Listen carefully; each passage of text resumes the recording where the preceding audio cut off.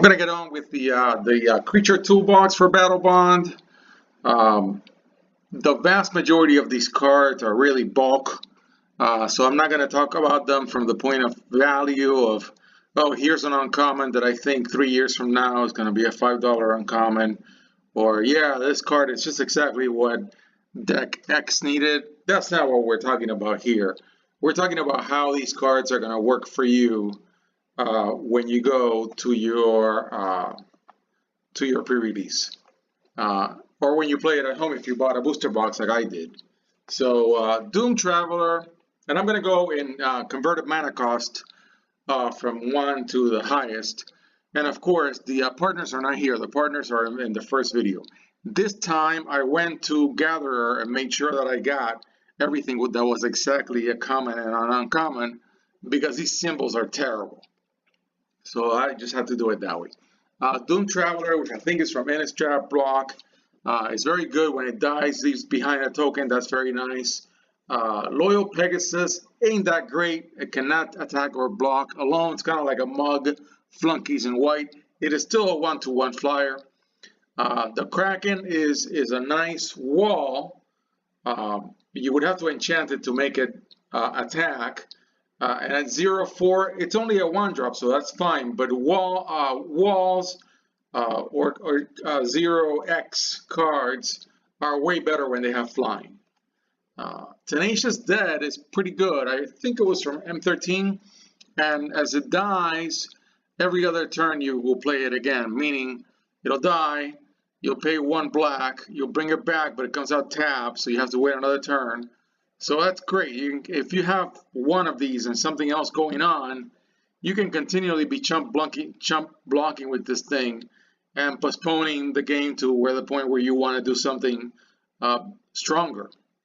Veteran Explorer, when it dies, each player may search their library for up to 2 basic land cards. This is kind of like a Super Friends card because it's also for both of your opponents.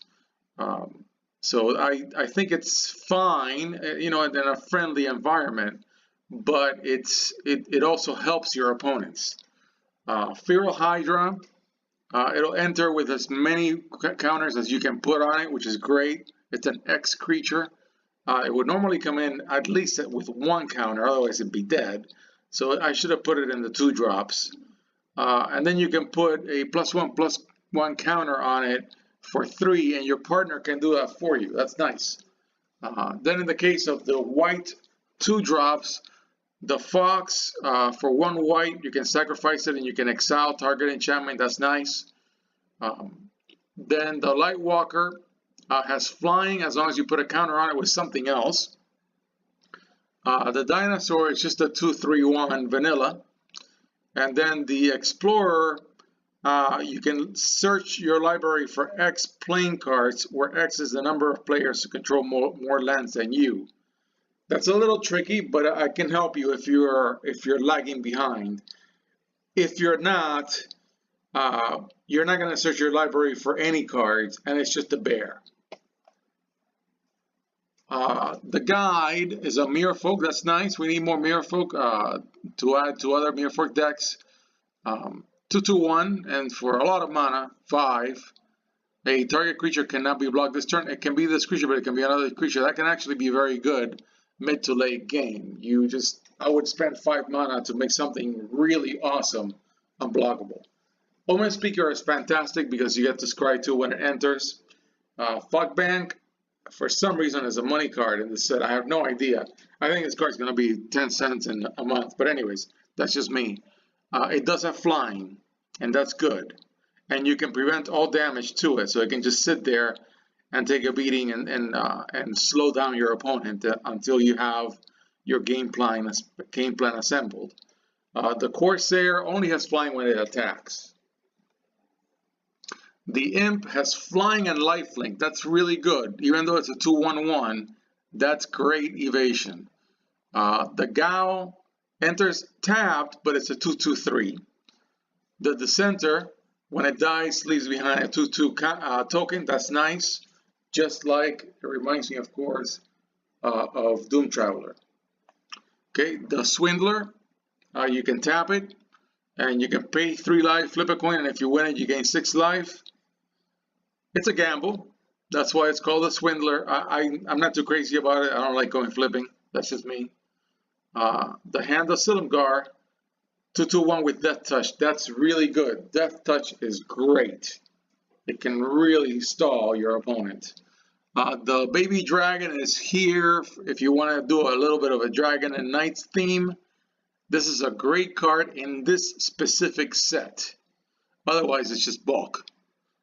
But I said in the beginning that I wouldn't say that, and here I am saying it.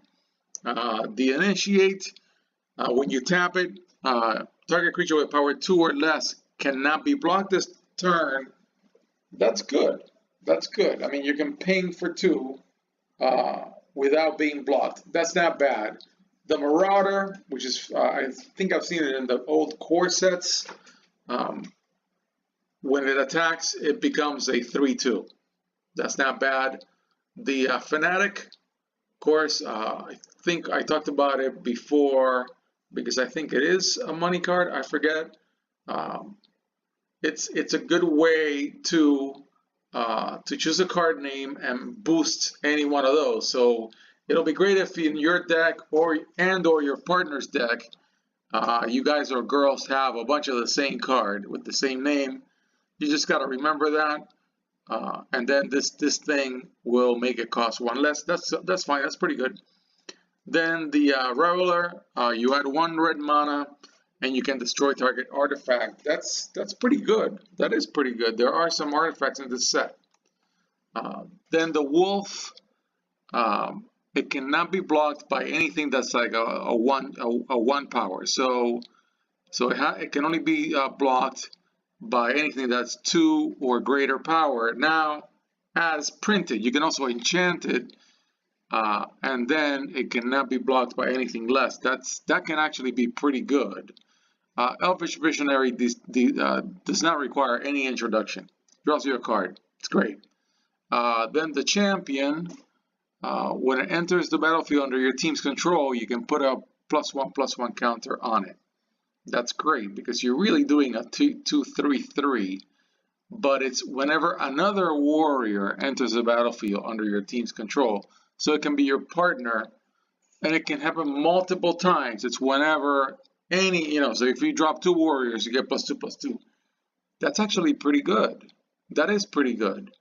The Spider has reach, and then the warrior is a bear, but when you put a bunch of mana on it, you can put +3/+3 on it until end of turn. It goes away. They're not counters. Then the Commander, warriors your team controls have haste. That's really good. That's really, really good. The Construct gives scry to each player. I'm not crazy about this. You're giving your opponents a lot. Then the Defender, the Sky Gate, has Defender and Reach. That can stall the game in a control shell if you're the player going on white-blue.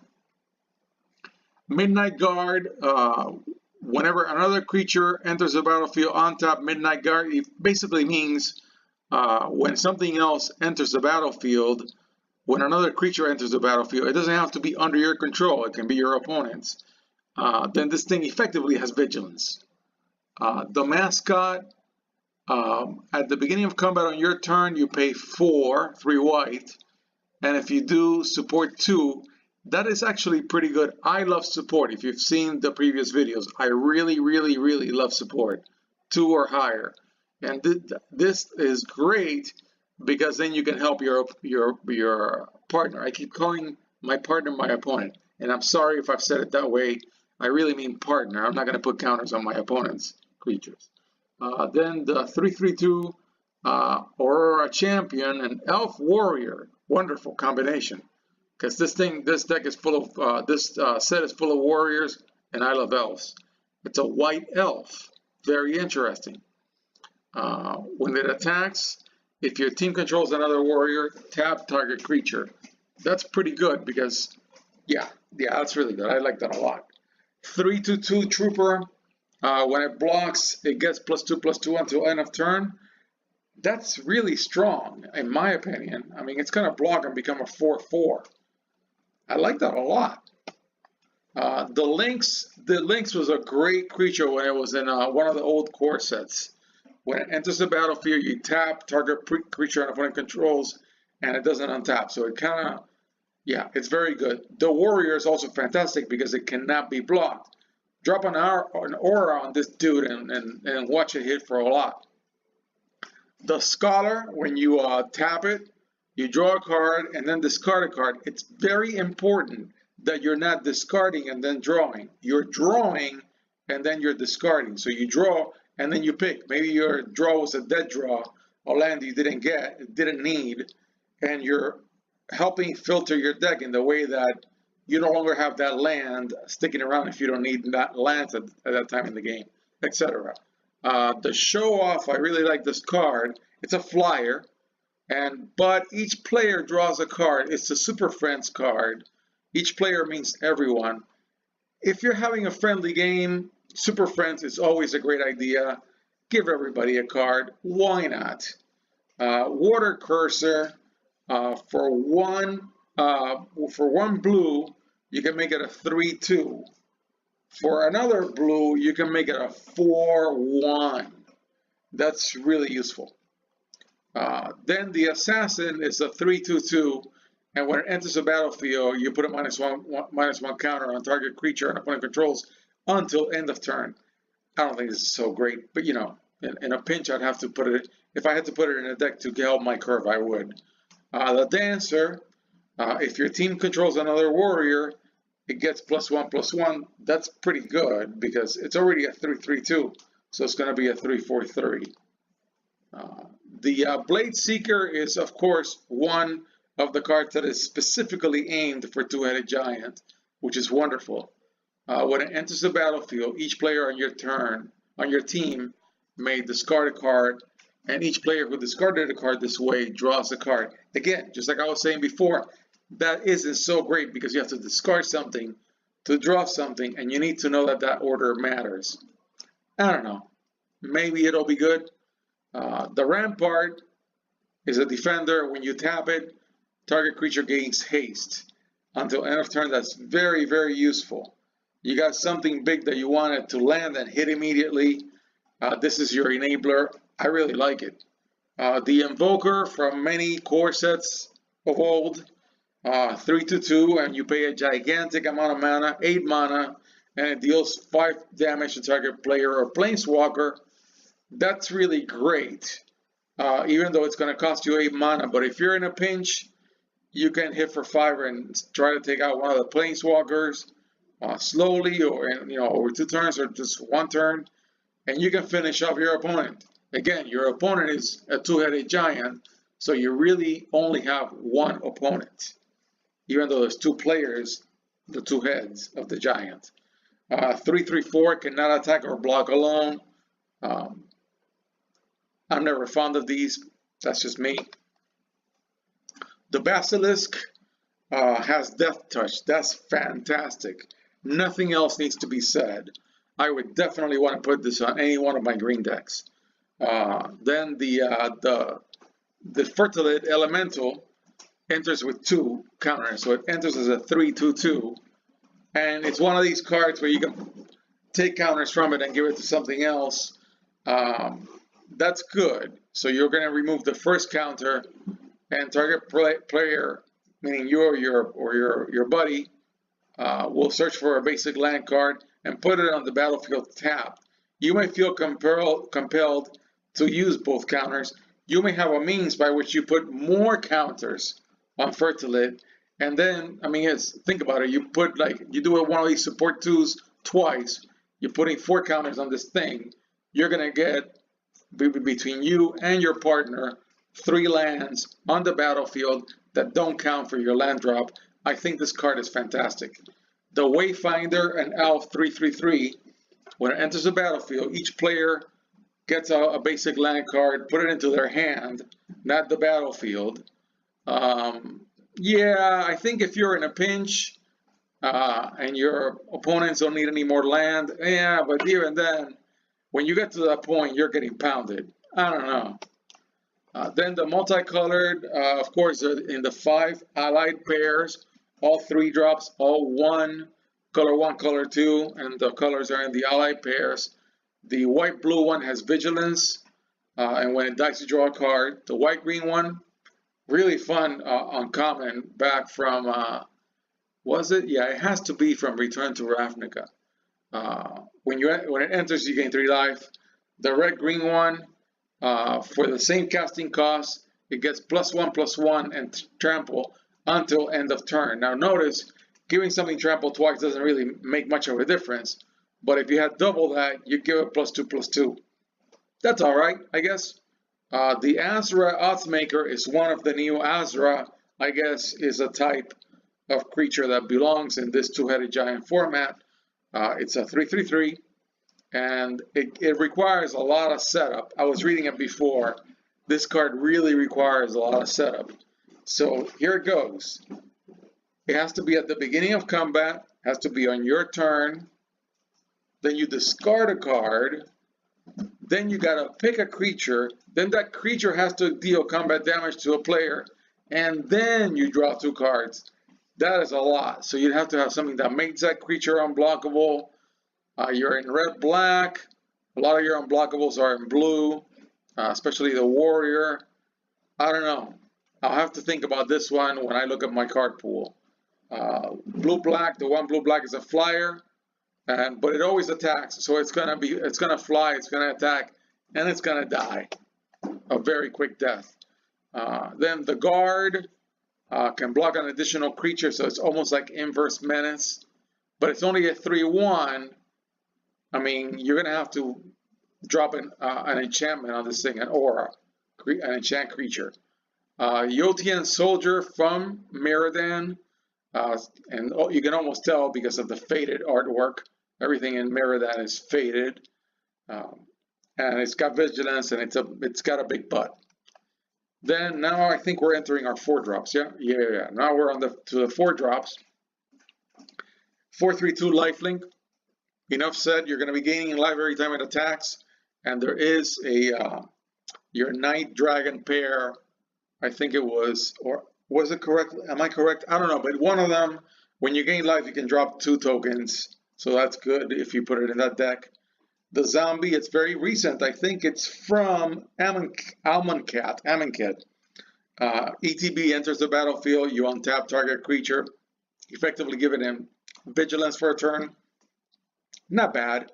Then the Merfolk, when it deals damage to an opponent, target player draws a card. Now that gets my attention. Draws a card, and the target player, you're picking it. So it's you or your cohort in the 2-headed giant. That's really nice. That is really, really nice. I would take this creature and really make sure that it was unblockable somehow. Or really boost it so it was taking out chump blockers, and then eventually it would be able to hit the opponent. That's fantastic. The Buzzard has flying. When it dies, each opponent discards a card. That's very good. That is very disruptive on your opponent, because you have 2 opponents. Even though you have 1 player, you have 2 opponents. So yeah, I think that's very good. I would even sack it. It's only a 2/2 flyer, so sacking it and making people discard, and they're only your opponents, is very good. The Brute, when it or another warrior enters the battlefield under your team's control, target opponent loses 1 life and you gain 1 life. That's good. That's good. Although you're not going to be dropping a ton of warriors, so you're going to get like 2 or 3 of these to trigger, but that's fine. Then the club security dude is from Kaladesh. It's an Aetherborn, and it's a vanilla. Fan favorite I like. It's got assist. And then also for 2, it gets +1/+1 until end of turn, and any player may do that. And so it's 2 for a +1/+1 until end of turn. You can make it big. You can definitely make this dude big, and the 2 partners can team up with assist to do it. The Reaper, each player sacrifices a creature. That includes you. It's okay. It's okay. You'd have to be careful with how many creatures there are on the board. Of course, if you have the Buzzard and the Reaper comes in, everybody else gets to sack something they really need, and you sack something that makes them discard. That would be a great combo. It's right there. You have the same converted mana cost. The vendors, you choose a player when it enters, and that player has 2 mana of any one color they choose. I'm always on the lookout when I look at these cards for things that would allow you to splash for a 3rd color. And this would be one of them. That's good. The Victor, it's got a act of treason. It's a limited act of treason, so stapled on it.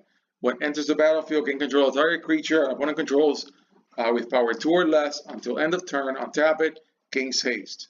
So yeah, it'd be wonderful if this set has Fling. I don't remember seeing Fling. I love that combo. Act of treason followed by Fling. But you don't have Fling here, and this is kind of like a constrained act of treason. Okay, so then the Bruiser, when it attacks, if your team controls another warrior, it gains first strike. That's not bad.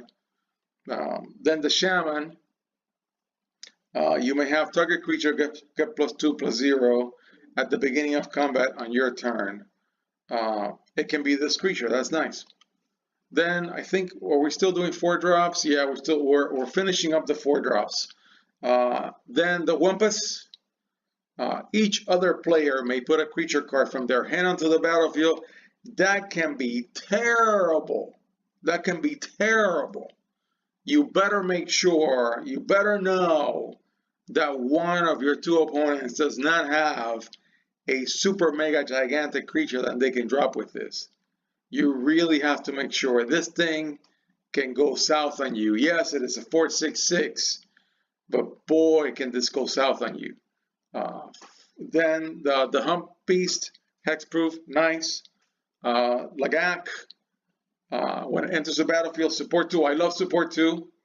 You can put one of the counters on this thing and it'll become a 4/2 as well. Support 2 is fantastic. Then a couple of artifacts and a multicolored one at the 4-drop level. 4/2 with Flyer, that's hard, man. I think that sucks. Juggernaut, old classic from Alpha. Yeah, it's good. It's good, but it keeps attacking, so it's going to be chump blocking. It's good. I mean, it's Juggernaut. You're going to want to play it. Why not? The Strider, you gain 3 life. It's for your, whenever you gain any life, you drop tokens. Fine. The Peace one. The Pierced one, target opponent loses 3 life. I like that even more, especially if I'm not on that gain life drop. When you gain life, you drop tokens thingy. If you're not on that, Pierce Striker is going to be fine. And they're 4/3/3s, both of them. That's pretty good. Then your Brute, it's vanilla. I love vanillas. Straight and simple, 4/4/4. I wish it had trample, but it's just a vanilla. Then we're on to the 5 drops. The Glider has flying and vigilance with 1 white. You can target creature with a +1/+1 counter gains flying and vigilance. Yeah, you better put some support in your deck, and you can get this guy to do something for you. The Sky Streamer has assist. 5/32. That's not bad. It's a flyer. It's got evasion, and you gain life. Again, more for your, hey, I'm going to be gaining life all the time. The Raptor is a 5/2/2 flyer. That's not so great, but it's got support too. So it can at least be a 5/3/3. I'm trying to like it because it has flying. It's not one of the better support creatures.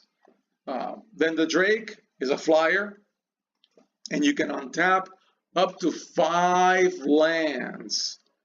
That's actually all right. The Nimbus of the Isles is a flyer, 3/3 for 5. If you need flyers, you gotta have flyers. Yeah, you're gonna have to pick this. It's kind of like a forced pick in my opinion. 5/3/5, Maggot, I love it, a Maggot. When it enters the battlefield, it exiles target creature and card from a graveyard. Can be any graveyard. I would do your opponent's if they have something nice in it. And you gain life equal to that card's toughness. So you got to pick something with a fat butt or something big that naturally has a big butt. Then the blood flies. It enters the battlefield with 2 +1/+1 counters, so it's a 5/2/2. And when anything dies, you can keep putting counters on it. That's all right, but a lot has to die for it to even become a 5/4/4. I don't like it. Sorry, I jumped on. 5/4/5 elemental, vanilla, earth elemental. Okay. Yeah, and then the Sphinx is a 5-drop. It's got flying and vigilance, and when it attacks, other creatures get 1/1. Other attacking creatures. So when you guys go for the attack, this thing's going to boost everybody. Well, the other creatures are still going to be a 1/5. Then the Rhino is a 5/4/4. It cannot be blocked by more than one creature. That's good. That's actually good. And then your Golem is a 5/4/4. Then we're getting into the super heavy stuff. We don't have that much to go. And I think I'm going to stop right here. I'm going to tell you guys to check these guys out. Your heavies are all okay in here. I don't really like the Overlord, so I'm going to stop right here.